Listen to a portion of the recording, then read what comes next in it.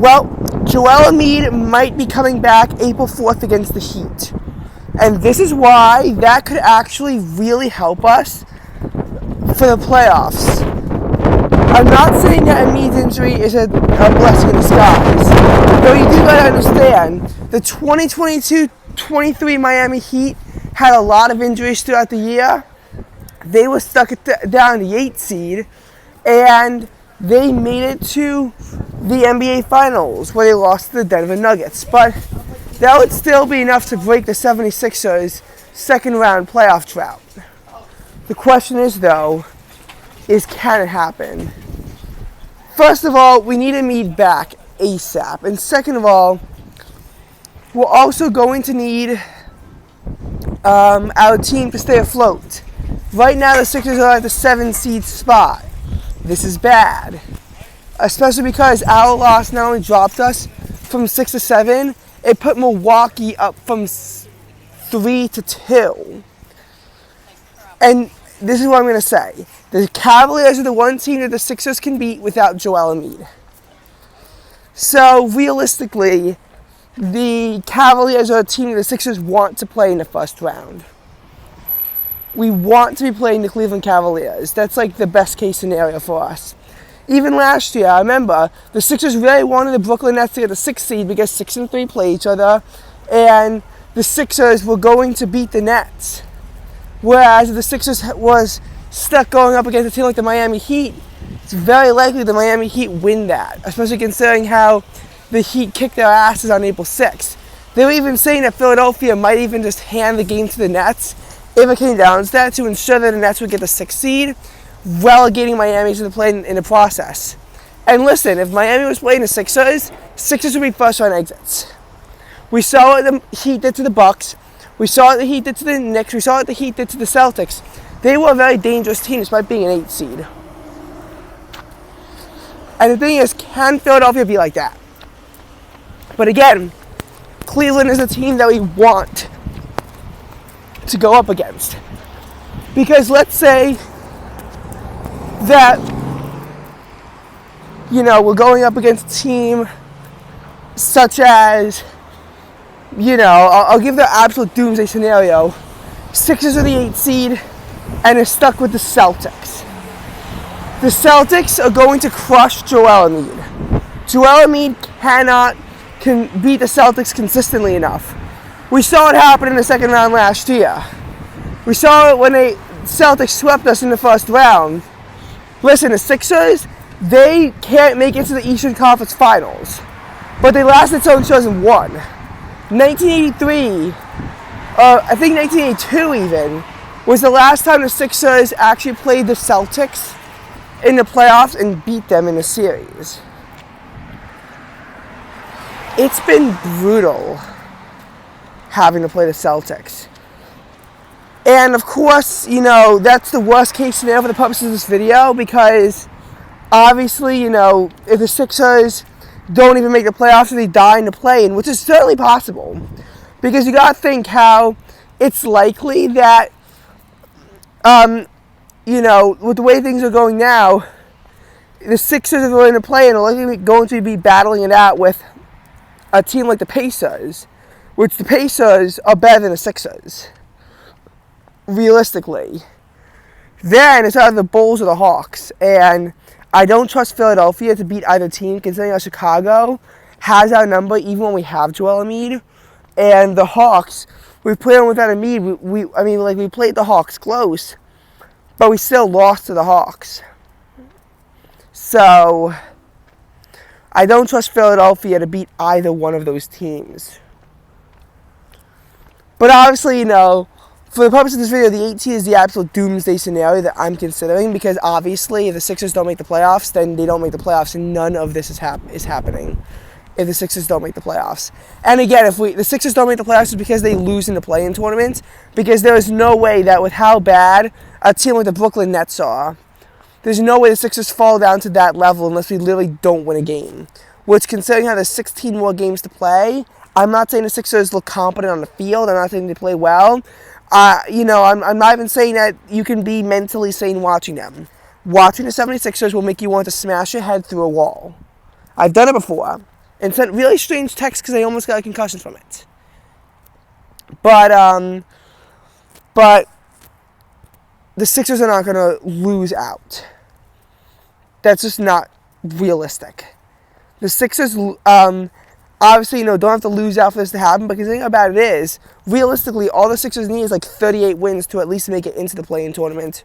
That's realistically all the Sixers need is 38 wins to make it to the play-in tournament. And if Embiid's back, we're going to win some of those later games too.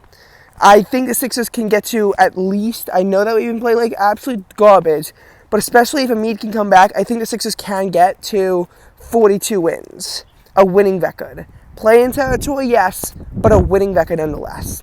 And obviously, if the Sixers can make it to the 8th in the regular season, the Sixers have a chance to, at that point, fight for the 7th seed and get that. But again, we don't know if the 2 seed is going to be Milwaukee or Cleveland.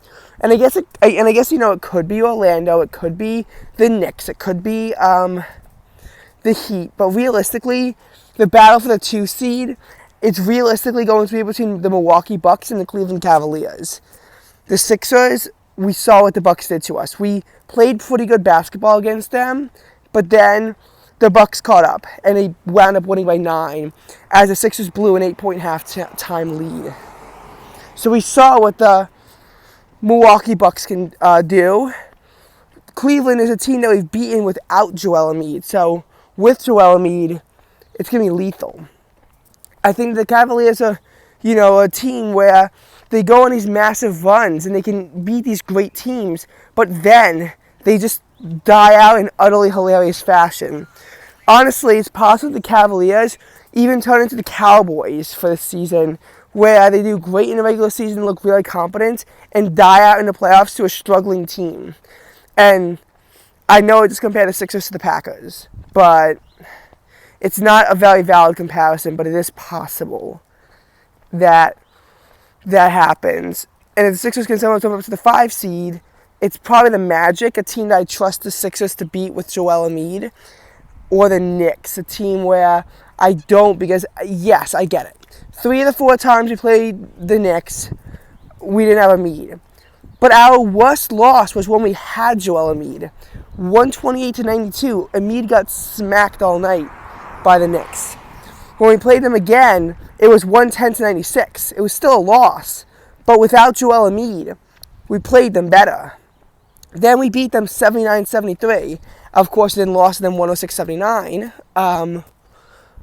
the next time.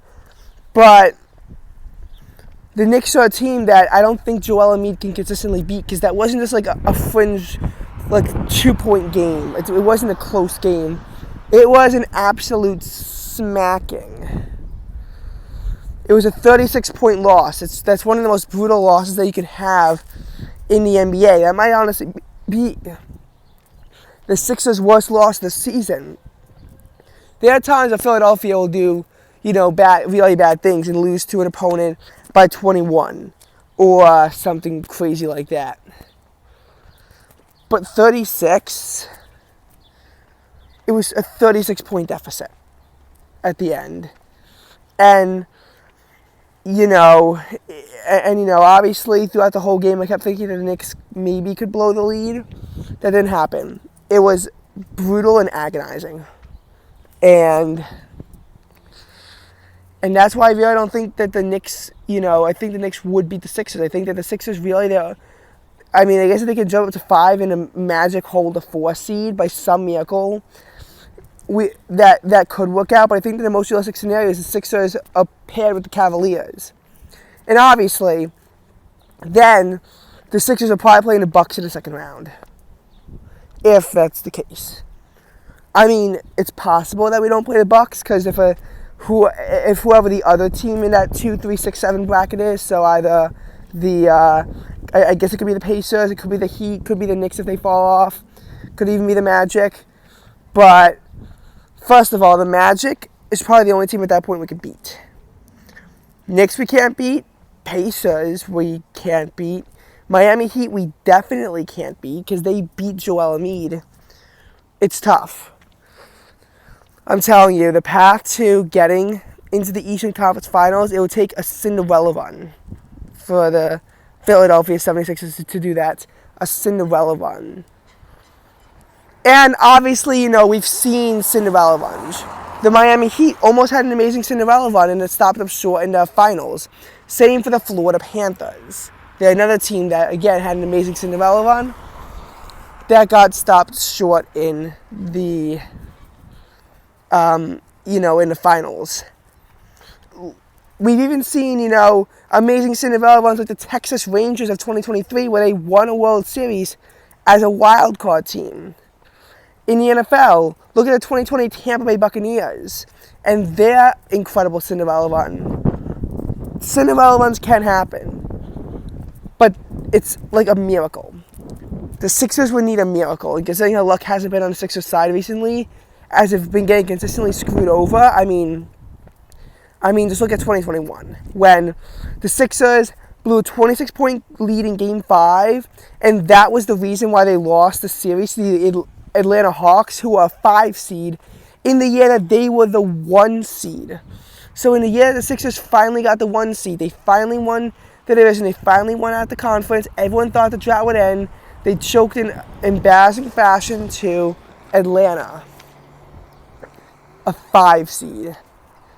And that's sort of like the kind of magic that the Sixers would need in their direction. Momentum is not on Philly's side. I don't see how the Sixers have a good season this year. But again, if Embiid comes back, he might play better than ever and he might be less injury prone. Then again, he might be more injury prone, but maybe the surgery would fix something up in there for good. Because he's been very injury prone. But him getting surgery, it might change. The Sixers might actually be more dangerous than ever. Buddy Hield has not been that good. But again, it's hard for him to play, with the way the Sixers are right now. I think that if you put Embiid back in the court, Hield's performance increases significantly. And that's what the main getaway of this video is.